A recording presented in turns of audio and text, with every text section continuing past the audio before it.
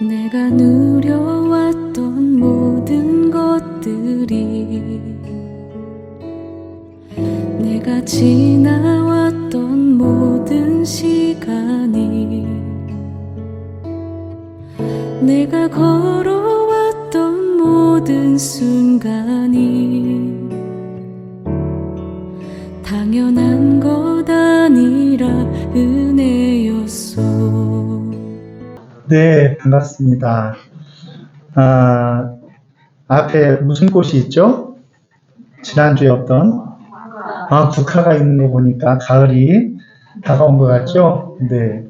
여러분들은 꽃에 관심이 없어서 모르겠지만, 저는 꽃만 보면 이때가 언제쯤인지를 확실히 알 수 있습니다. 관심을 좀 가져주시기 바랍니다. 조정호 집사님께서 갖다 주셨습니다. 네. 꽃만 갖다 주고 출석은 한 번밖에 안 하셨습니다. 오늘은 창세기 40장 1절로 23절 말씀, 우리들이 잘 아는 말씀을 통해서 당신이 잘 되시거든. 우리 옆에 분에게 한번 인사해 보세요. 당신이 잘 되시거든. 나한테도 좀 턱건물이 있었으면 좋겠어. 당신이 잘 되시거든. 이 말은요, 요셉이 떡 맡은 관원장에게 한 이야기예요.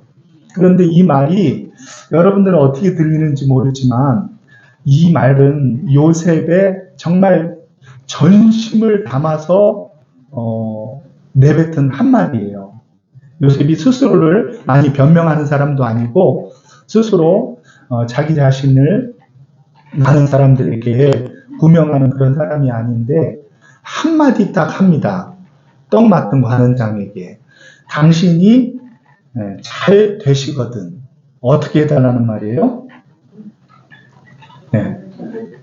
내 형편과 나의 억울함을 풀어서 나를 이 감옥에서, 옥에서 나가게 해달라고, 건져달라고 그렇게 이야기합니다. 물론 이 말을 들을 때 떡 관원장은 앞으로 자기 인생이 어떻게 되어질지를 알고 있었나요? 몰랐었나요? 몰랐었죠. 3일 후에 갑자기 복권이 되더니 이전의 영광을 다 차지하고, 그리고 왕의 잔치가 있어가지고 그 잔치와 더불어서 복직이 되었기 때문에 얼마나 바쁘고 신나고 재미있고 멋지게 그의 인생을 살았겠습니까? 그러느라고 당신이 잘 되시거든 기억해 달라고 했던 요셉은 어떻게 했어요? 깜빡 잊어버렸어요. 완전히 잊어버리지는 않은 것 같아요. 깜빡 잊어버리고 그 바쁜 때만 지나면 내가 어떻게 해야 되겠지 하다가 요셉을 그냥 까맣게 잊어버린 거예요. 그러는 가운데 요셉은 그의 인생의 가장 어둡고 힘든 세월 가운데에도 마지막 2년을 지나게 되어지는 거예요. 요셉이 17살 때 이제 형들의 손에 의해서 팔렸으니까 지금 11년쯤 되는 해죠. 그렇죠. 11년 동안을 종살이로 힘껏 살다가 그 다음에 죄인으로 힘껏 사는 삶을 살고, 이제 이 어려움을 어떻게 모면할 수 있는 길을 하나님께서 나에게 주시는가 보다, 이렇게 생각을 하고 이 사람에게 길한 일들이 있을 테니 이 사람을 내가 좋은 이 사람의 인생을 얘기해 주면은 이제 이 사람이 나를 어떻게든지 나의 누명을 풀어서 이곳에서 벗어나게 해줄 거라는 기대를 가졌을 것이에요. 그래서 그동안 11년간은 다른 2년을 보낸 거예요. 이 2년은 너무나 긴 2년이라고 얘기했어요. 그렇죠? 그게 전에 이렇게 표시를 했잖아요. 약속 시간을 어떤 사람이 30분을 늦었어요. 그런데 한 20분까지는 아무렇지도 않아요. 괜찮아요. 그러다가 마지막 5분, 10분을 기다릴 때에는 너무너무 힘든 것과 마찬가지예요. 물론 요셉은 앞으로 자기 인생이 어떻게 풀어질 것인지, 어떻게 되어질 것인지를 알지 못하였지만, 그동안에는 자기 자신을 위하여 구명하지 않고 자기 자신을 구원해줄 구원의 빛이 조금도 비치지 않았기 때문에 그만큼 크게 낙담하지도 않았어요. 그런데 이제는 내가 잘 될 수 있다라는 기대를 가졌을 때, 그 기다림과 어려움을 극복하는 것은 무척이나 힘들고 어렵다는 것이죠. 그 기대는 누구를 향한 기대예요? 요셉은 한 번도 사람을 향한 기대를 해보지 않았는데 지금은 누구를 기대하냐고 하면 술 맡은 관원을 기대하는 거예요. 그렇게 술 맡은 관원이 누구예요? 하나님이에요? 사람이에요? 사람을 기대하는 거예요. 사람을. 그러니까 우리는 사람을 기대하면은요, 사실은 힘들어요. 사람을 기대하는 것이 힘들어요. 왜 사람을 기대하는 것이 힘드냐고 하면 하나님을 기대하면 있잖아요. 우리가 그렇게 힘들진 않아요. 하나님이 내 뜻을 이루어주지 않고 당장 해결해 주지 않으면 어떤 생각을 가져요? 하나님을 기대하는 사람은 어떤 생각을 가져요? 하나님께서 다 그럴 만한 이유가 있겠지. 우리 옆에 사람한테 그렇게 얘기해 주세요. 하나님께서 다 그럴 만한 이유가 있겠지.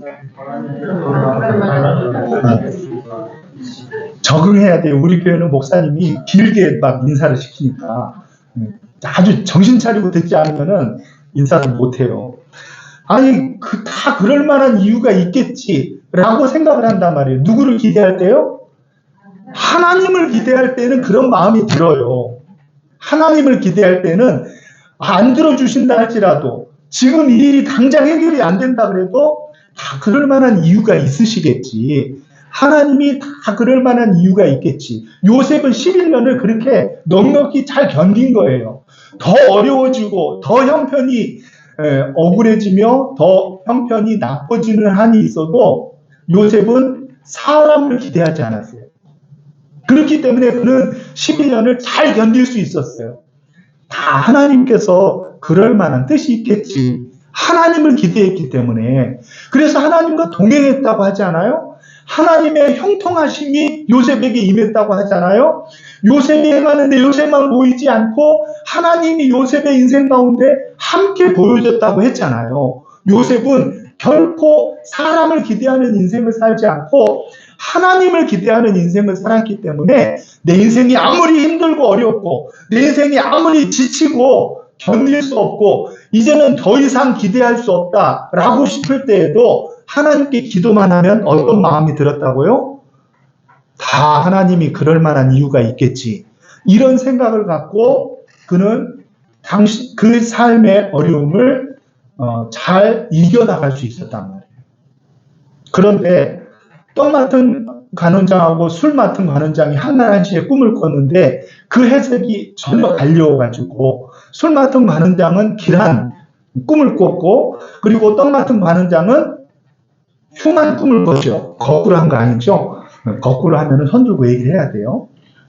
그 떡 맡은 관원장에게는 길한 예언을 했는데 그 예언대로 복직이 되고 그리고 떡 맡은 관원장이 어떻게 됐어요? 3일 만에 소형을 당하고 말았잖아요. 그렇죠? 그랬을 때 요셉은 어떤 생각을 가졌느냐고 하면은 하루 이틀은 그럴 수 있다고 생각을 했어요. 요셉이 지금 사람을 기대하고 있거든요. 그래가지고 이 사람이 지금 너무 바쁘니까 그럴 수 있겠지. 이런 생각을 갖지만 아니 일주일이 지나고 한 달이 지나고 점점 세월이 가는데도 아무 소식이 없는 거예요. 그랬을 때 요셉의 마음은 어떻게 했어요? 점점 타들어가는 것 같은 고통과 힘듦이 있었다는 거예요. 왜 그렇죠? 그 근본적인 이유가 뭐죠? 요셉이 사람을 기대했기 때문에 그래요. 사람을 기대하는 것은 우리를 힘들게 만들고 어렵게 만드는 거예요. 배신감도 들고 그리고 후회하는 마음도 들고 그리고 사람을 기대한다는 것은 내 자신을 어렵게 만드는 지름길이에요. 그래서 우리는 사람은 기대하는 존재가 아니라 사람은 사랑해야 될 존재지. 우리는 하나님을 기대하고 하나님을 바라는 삶을 저와 여러분들이 사시기를 주의 이름으로 축원합니다. 당신이 잘 되시거든 이렇게 이야기할 것이 아니라 하나님 이 사람이 복직이 되면 이 사람의 마음을 하나님이 좀 움직여 주시면 좋겠어요. 이 사람이 나를 좀 기억했으면 좋겠어요.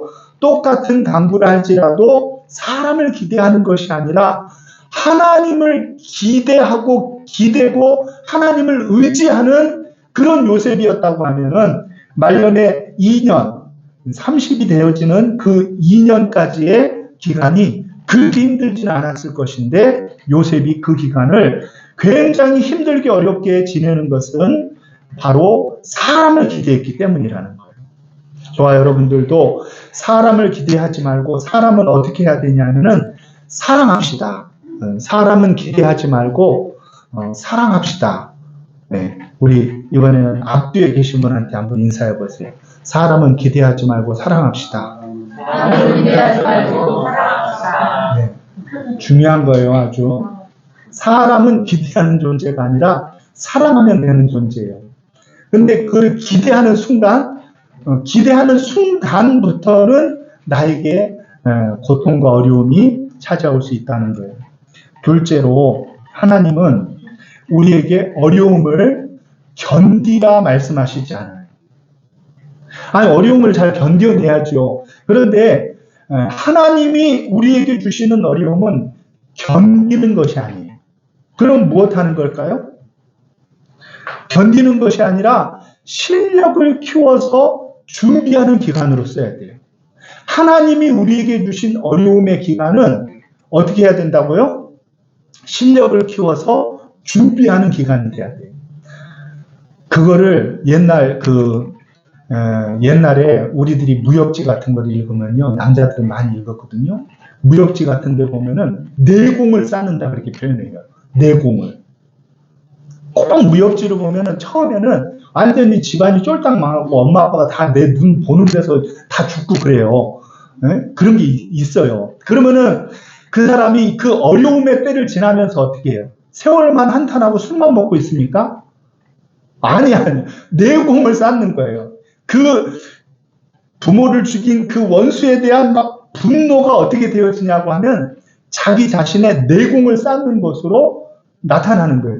그래가지고 막 훌륭한 스승도 만나고 어디 그냥 산속에 가서 막 단련을 하고 하는데 막 실력이 일취월장하죠. 그래가지고 막 내공이 쌓이잖아요. 하나님이 우리에게 주시는 어려움은 그 내공을 쌓는 기간이 돼야 된다는 말이에요. 실력을 갖추고 준비하는 기간이 돼야 된단 말이에요. 사실은 요셉은요, 타고난 행정가였어요. 요셉은요, 그가 자기 자신이 어떤 달란트를 가졌는지를 집안에서는 발휘할 기회가 없었는데요. 그가 이제는 종이 되어서 어느 가정에서 일을 하게 되어지니까 그의 탁월한 행정적인 수완이 드러나기 시작을 했어요. 물론 요셉의 수완이 성경에 강조되어지지 않고 무엇이 강조되어지냐고 하면 하나님이 요셉에게 은혜를 주셨다라고 그것이 강조되어지지만요. 사실은 요셉이 보디발의 집에서도 그렇죠. 감옥에서도 그렇죠. 애굽의 총리가 됐을 때도 그렇죠. 어때요? 요셉은요. 탁월한 행정가고 그리고 그 기획력이나 그 능력이 출중한 사람이었어요. 그렇지 않다고 하면은 그가 어떻게 훌륭한 계획을 가지고 2년 후에 왕의 부름을 받을 때에도 그는 이 탁월한 행정가로서의 자기의 비전을 얘기하자 왕의 마음이 그 마음에 딱 좋아가지고 요셉이 등용되고 요셉이 그의 꿈을 펼치게 되어지지 않습니까? 그렇죠?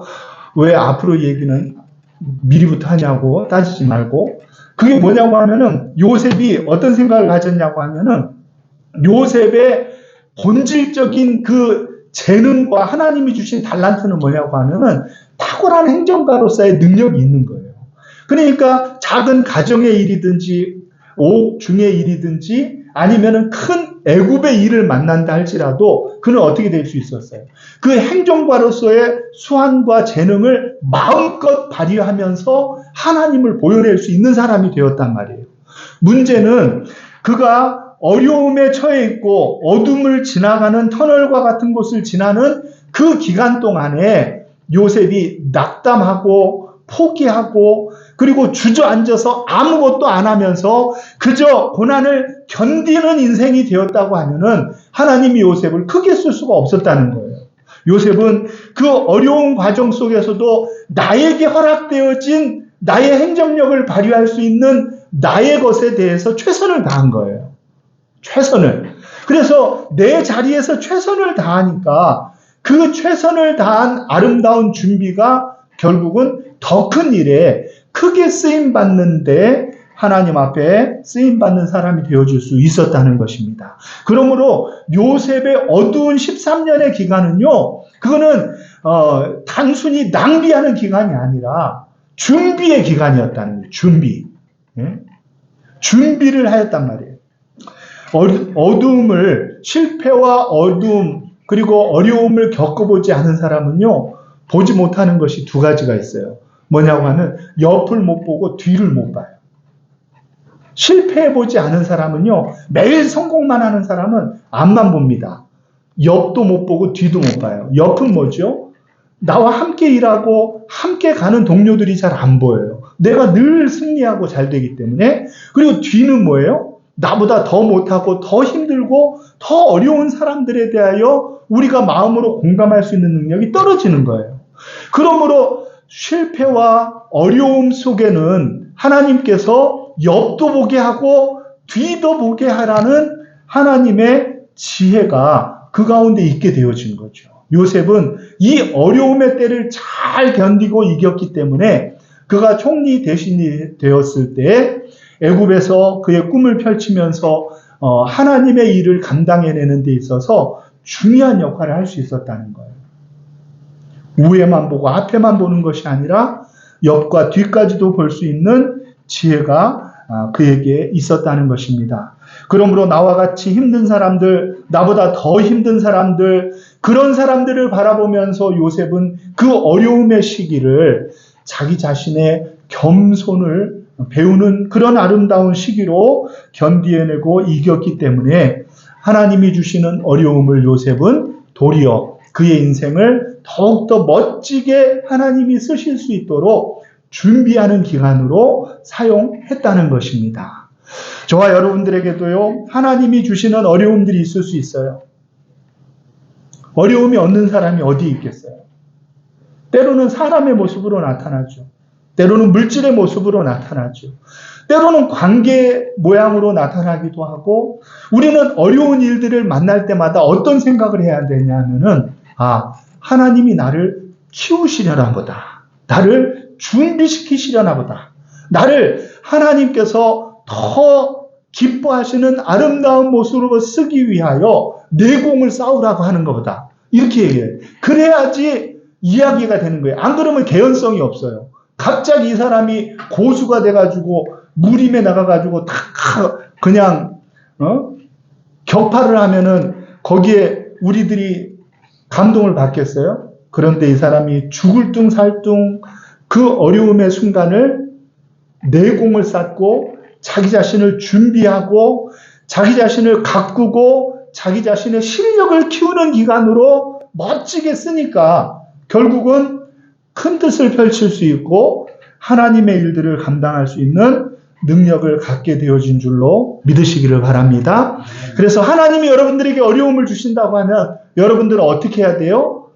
땡큐 하시고 그 기간을 하나님이 기뻐하시는 기간으로 준비해야 돼요. 더 기도하고 더 힘써 옆과 뒤를 볼 수 있고 그러면서도 다른 사람들의 마음도 공감할 수 있는 능력을 키우면서 내 자신이 하나님 앞에 겸손히 하나님이 나에게 은혜를 주신다고 하면은 내가 어떻게 하나님의 일을 감당할 것인가로 준비되어지고 예비되어진 사람으로 나를 겸손히 만드는 기간으로 사용하시기를 주의 이름으로 축원합니다. 또한 마지막으로 요셉이 어려움의 때를 지나면서 그는 하나님의 비전과 내 꿈을 일치시키는 작업을 한 거예요. 하나님의 비전이 있었어요. 그것은 요셉보다도 훨씬 이전부터 있었던 하나님의 비전이 있었어요. 그 하나님의 비전은 이 민족이 크게 되어지고 하나님 앞에 쓰임받는 민족이 되기 위하여 4대 만에 애굽에서 출애굽해야 되는 그런 놀라운 하나님의 비전이 있단 말이에요. 그 비전 가운데 요셉의 꿈을 하나님이 사용하시기를 원하신 거예요. 요셉을 통하여 요셉의 꿈만 이루는 것이 아니라 요셉의 꿈 속에 꿈을 하나님의 비전에 얹혀서 하나님의 놀라운 역사를 이루는 일에 요셉의 꿈을 사용했다는 것이죠. 그래서 하나님께서는 요셉의 꿈을 하나님의 비전에 얹는 작업을 지금 하고 있는 거예요. 만일 요셉의 꿈이 전부라고 한다고 하면은 요셉이 지금 이 술 맡은 관원장의 기억력이 아주 총명하여서 며칠 안에 금방 복권이 되어지고 금방 그가 자유인이 되었다고 하면은 그 다음에는 어떤 역사가 되었을지 아무도 장담을 못하는 거예요. 왜 그러느냐 하면은 애굽에 나아가서 관직에 오를 수 있는 최소 나이가 몇 살이냐고 하면은 30세예요. 30세. 그러니까 28살이라고 하면 아무리 뛰어난 사람도 총리가 될 수 있어요, 없어요? 총리를 시킬 수가 없어요. 2년 묵혔다가 와야 된단 말이에요. 그런데 애굽에 30세가 되어야 관직에 나아갈 수가 있는데 당신이 잘 되시거든 나를 기억해 달라고 그랬는데 그 깜빡 잊은 2년이 결국은 요셉이 관직에 나갈 수 있는 30세 때에 바로 앞에 서게 하는 놀라운 역사가 일어나는 거예요. 그러니까 28대 요셉이 자유의 몸이 되었다고 하면은 어떻게 됐을지 몰라요. 이 사람이 애굽을 떠났을 수도 있고요. 이 사람이 더 좋은 삶을 위해서 어디로 어떻게 가버렸을지도 모르고요. 요셉이 술 맡은 관원장하고 연락이 끊길 수도 있어요. 핸드폰이 없잖아요. 핸드폰이. 번호를 안 땄잖아요. 번호를. 그러니까 어떻게 2년 동안 요셉이 어디로 가버릴지 찾고 싶어도 못 찾을 수가 있어요. 그런데 어떻게 됐냐고 하면은 2년 후에 왕이 무엇을 꾸냐 그러면 꿈을 꾸는 거예요. 꿈을 꾸니까 그 꿈으로 인하여 번민하고 고민하니까 누구 생각이 나는 거예요? 감옥에서 내 꿈을 기가 막히게 해몽해 주었던 요셉이 생각나는 거예요.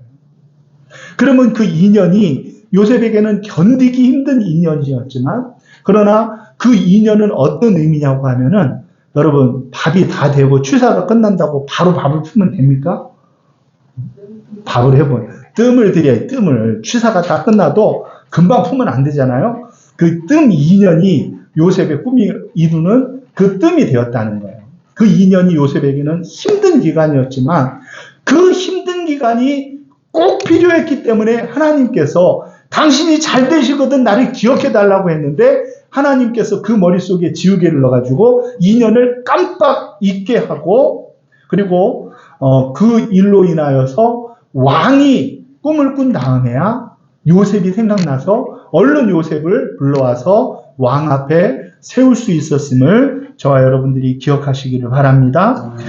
사랑하는 저와 여러분들은요, 요셉과 같이 준비되어지고 아름다운 사람들이 되어야만 합니다. 39장 22절에 보면은 그가 재반 사무에 대하여서 요셉에게 아무도 태클을 걸지 않았어요. 그만큼 실력이 있고 준비되어진 사람이었다는 말이에요. 그럼에도 불구하고 요셉은 자기의 능력으로 성공하는 사람이 아니라 늘 하나님을 기대하고 하나님을 바라고 하나님을 의지하여 살아가는 믿음의 사람이 된 줄을 기억하시기를 바랍니다. 내 실력에 거기에 하나님의 은혜가 더하여지고 하나님의 때가 더하여지자 하나님의 놀라운 비전이 요셉의 인생을 통하여 나타날 수 있었던 거예요. 저와 여러분들도 이 땅 가운데 살아가는 신앙인이 되어질 때 무엇과 무엇을 겸비한 신앙인이 되어져야 되냐면은 실력과 신앙을 겸비한 신앙인이 되어져야 돼요. 실력과 신앙이 겸비되어져야 돼요. 둘 중에 하나만 있으면 곤란해요. 신앙은 좋은데 실력이 없어도 안 돼요. 네? 실력은 있는데 신앙이 없어도 우리는 하나님 앞에 쓰임받을 수 없어요. 그래서 우리는 실력과 신앙이 잘 준비되어진 사람으로 하나님 앞에 나아갈 때 우리는 우리의 인생 가운데 하나님이 우리의 인생을 통하여 이끄시고자 하는 놀라운 비전을 이루게 되어지는 거예요. 요셉은 결코 혼자 보디발의 집에 간 것이 아니에요. 요셉은 결코 혼자 옥에 간 것이 아니에요. 요셉은 결코 혼자 바로왕 앞에 선 것이 아니에요. 누구랑 함께 했죠?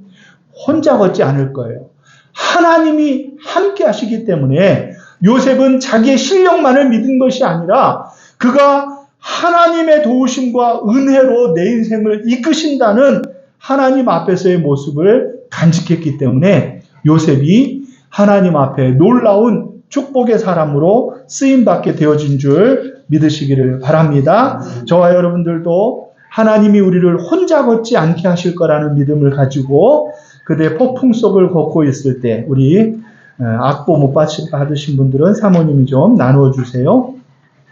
우리 요셉과 같이 하나님 앞에서 그 어려움의 때를 실력을 갖추고 하나님을 바라는 믿음의 사람으로 잘 준비하는 기간으로 사용되어지기를 주의 이름으로 축원합니다.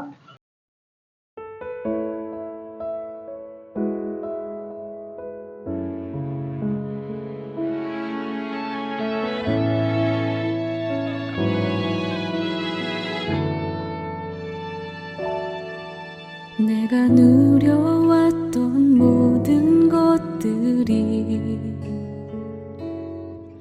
내가 지나왔던 모든 시간이